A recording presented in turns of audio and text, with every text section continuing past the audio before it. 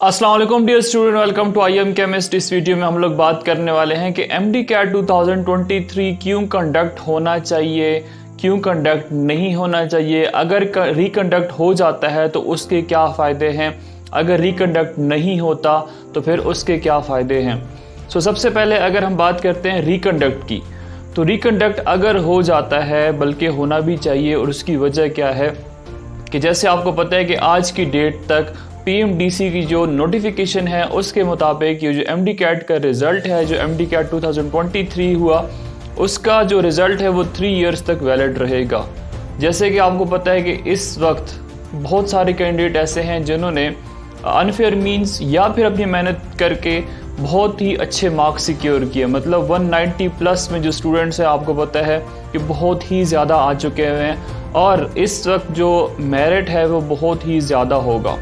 अगर एक बच्चा है जिसने मेहनत से अपने मार्क्स लिए तकरीबन 180 तक, तो उसकी भी इस वक्त श्योरिटी नहीं है कि उसका एडमिशन जो है वो कंफर्म होगा,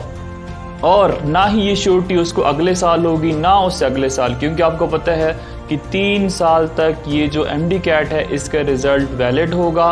अब कल किसने देखा, कल का किसी को नहीं पता कि PMDC दोबारा से अपनी जो है तो इस नोटिफिकेशन को वापस लेती है। जैसा आपको पता है कि पिछले साल PMC जो था उन्होंने ये नोटिफाई किया था कि जो MD CAT का रिज़ल्ट है वो अगले 3 साल तक रहेगा, लेकिन जब PMDC आ गया तो उन्होंने वो जो डिसीजंस थी उनको ख़त्म कर दिया, और वो कह रहे हैं कि MD CAT 2023 का जो रिज़ल्ट है वो अगले 3 साल तक वैलिड होगा। अगर 3 साल तक वैलिड रहता है अभी वो स्टूडेंट्स जिन्होंने अच्छे मार्क्स लिए हैं तो उनको अगले साल पढ़ने की ज़रूरत नहीं होगी, वो वैसे ही मतलब उस टेस्ट के बेस पे उनका एडमिशन जो है वो हो जाएगा। अगर स्टूडेंट के 160-170 मार्क्स आए हुए हैं तो उनका एडमिशन अगले साल भी नहीं होने वाला।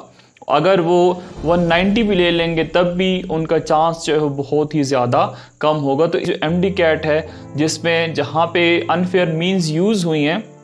वहाँ उस वजह से MD CAT जो है उसको रिकंडक्ट कराना चाहिए। उसके बाद MD CAT रिकंडक्शन के साथ साथ जो कल्प्रिट्स हैं, ऐसे लोग हैं, ऐसे गैंग्स जिसके अबाउट सोशल मीडिया के में चल रहा है कि उनको पकड़ा गया है, तो उनको वाकई में पकड़ के उनको सज़ा देनी चाहिए, ठीक है, ताकि वो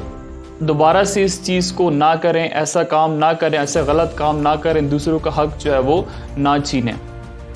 और अगर उनको सज़ा मिल जाती है तो फिर बाकी लोग जो हैं उनके दिल में भी खौफ, डर आएगा, और फिर वो भी ये काम नहीं करेंगे। उसके बाद अगर रिकंडक्ट हो जाता है जिन पेरेंट्स ने, जिन स्टूडेंट्स ने